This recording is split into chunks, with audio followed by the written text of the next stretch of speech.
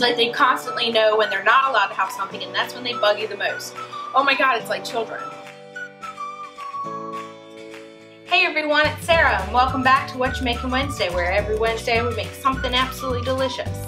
This week we're going to try cake batter bark. Again, apparently I like to put cake batter into things, but I had some leftover cake mix that I needed to do something with, besides just making cupcakes. So I'm going to try something different. I've never made bark before, but we're going to give this a shot. At least for this recipe, you're going to need dark chocolate, white chocolate. Again, I've taken them out of the wrappers, but dark chocolate and white chocolate. For the particular recipe that I'm using, I'm going to use 2 tablespoons of cake mix in the white chocolate. It called for 1 pound of chocolate for each. That's a lot of chocolate, so I cut everything in half. So essentially it's just dark chocolate, white chocolate, and cake mix. And then I'm going to add some sprinkles on top. So first, we're going to chop up the dark chocolate. Looks like the chocolate that I got is already pretty much broken. This could be the one that I dropped on the floor at the grocery store. And you can do this with any cake mix that you like.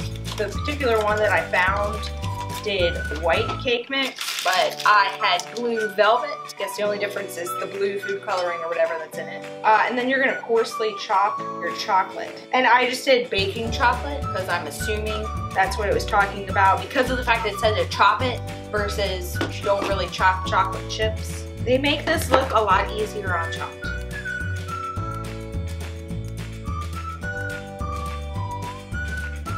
You're not allowed to have this, it's chocolate.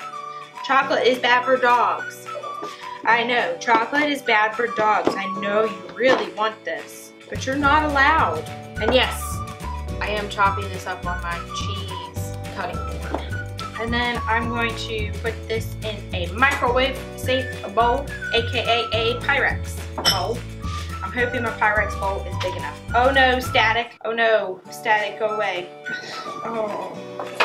Okay, it's saying to melt it in a double broiler, but I'm going to microwave it in the microwave. So I'm basically microwaving it in small increments and then stirring in between until it's all melted. When there's still some clumps left, you don't want to microwave anymore, just keep stirring it until it all melts. Which I believe I'm in that stage. So I'm just going to keep stirring until all of the little clumpy doos are melted. So it's all melted and there's no clumps left. And then you're going to pour it on a cookie sheet with parchment paper and let it cool. It said to put it in the freezer for like 10 minutes or something. I don't have enough room in my freezer for a cookie sheet. So we're going to let it air cool. Air cool. So essentially, I spread it out as evenly as I could on a cookie sheet. And I'm just going to let it cool while I go ahead and start preparing the white chocolate. I have to clean off my cookie sheet. I might just use a new one. Not my cookie sheet, my cutting board, since there's chocolate still on it. We're going to use the vegetable one for the white chocolate. Okay, so we're going to cut the white chocolate the same way we did the dark chocolate. I did not clean off my knife for this one because I figured this is going on top of the dark chocolate. I just didn't want all of the remnants left on the other cookie sheet to go into this. What was left on the knife is okay.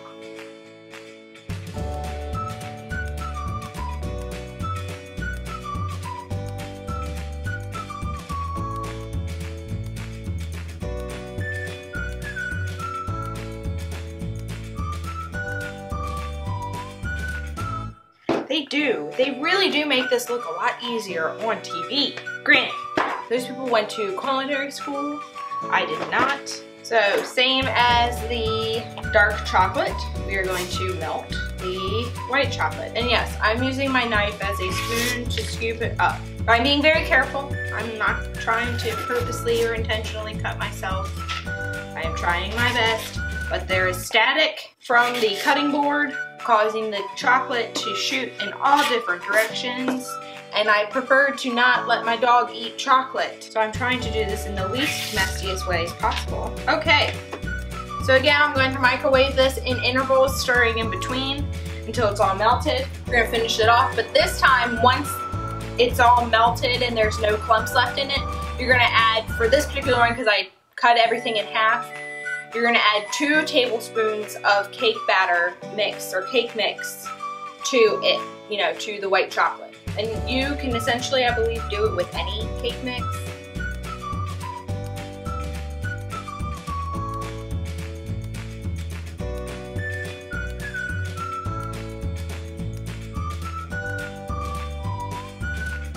And then you're gonna layer this, and it's supposed to be, I guess, all the way frozen, the dark chocolate, so I guess it doesn't swirl, but I have a feeling it's gonna swirl because of the fact that it is no longer, I mean, it is still hot. So, let's see.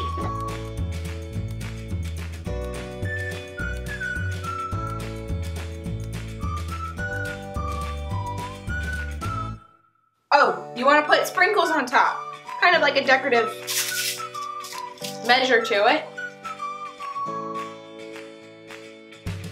And voila!